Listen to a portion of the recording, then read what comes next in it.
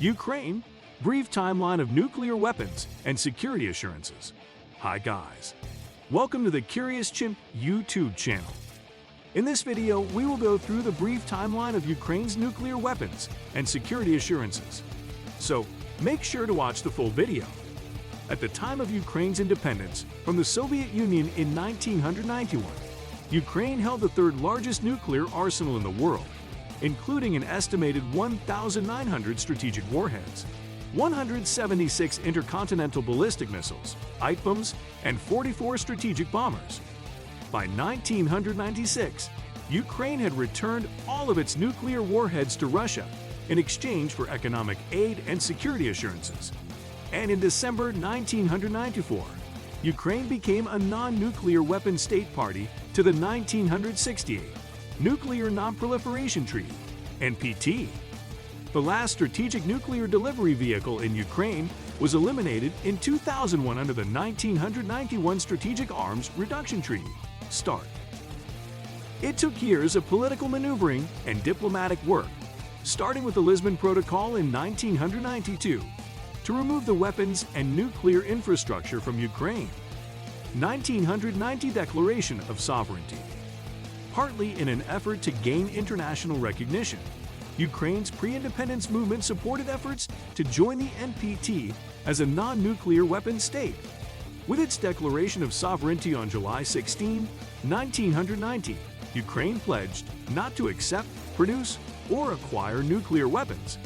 However, despite this public commitment, Ukrainian politicians were not entirely united by the idea.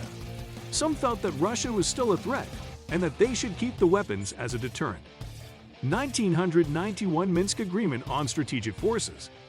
With the dissolution of the Soviet Union, the Commonwealth of Independent States signed the Minsk Agreement on December 30, 1991, agreeing that the Russian government would be given charge of all nuclear armaments. However, as long as the weapons remained in Belarus, Ukraine, and Kazakhstan, the governments of those countries would have the right to veto their use. The target date for dismantling the weapons was set for the end of 1994. 1992 Lisbon Protocol.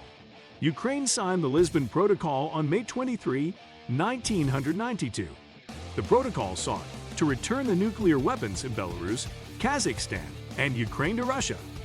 All states were to join START and the NPT. However, within Ukraine, there was little motion towards the ratification of START, joining the NPT, or overall denuclearization. The protocol required that Ukraine adhere to the NPT as quickly as possible, but it gave the country up to 7 years to follow through. By late 1992, the Ukrainian parliament was vocalizing more pro-nuclear views. Some believed that Ukraine was entitled to at least temporary nuclear weapon status. Perhaps optimistically, the U.S. government promised Ukraine $175 million in dismantlement assistance. Instead, the Ukrainian government began implementing administrative management of the nuclear forces and claimed ownership of the warheads. In late April 1993, 162 Ukrainian politicians signed a statement to add 13 preconditions for ratification of START, frustrating the ratification process.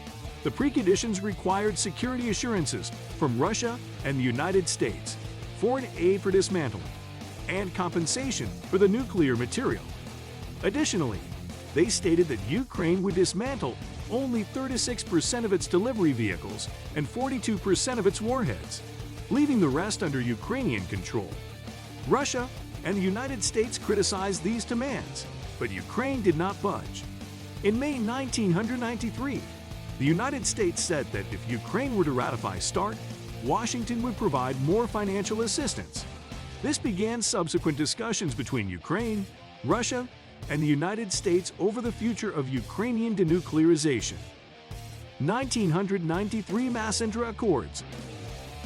Ukrainian and Russian officials reached a set of agreements, including protocols on nuclear weapons dismantlement, procedure, and terms of compensation.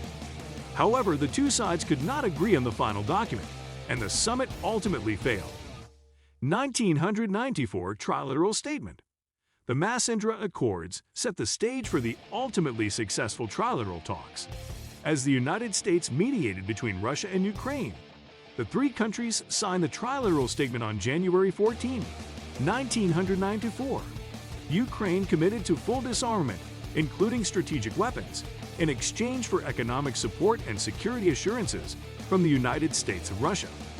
Ukraine agreed to transfer its nuclear warheads to Russia and accepted U.S. assistance in dismantling missiles, bombers, and nuclear infrastructure. Ukraine's warheads would be dismantled in Russia, and Ukraine would receive compensation for the commercial value of the highly enriched uranium.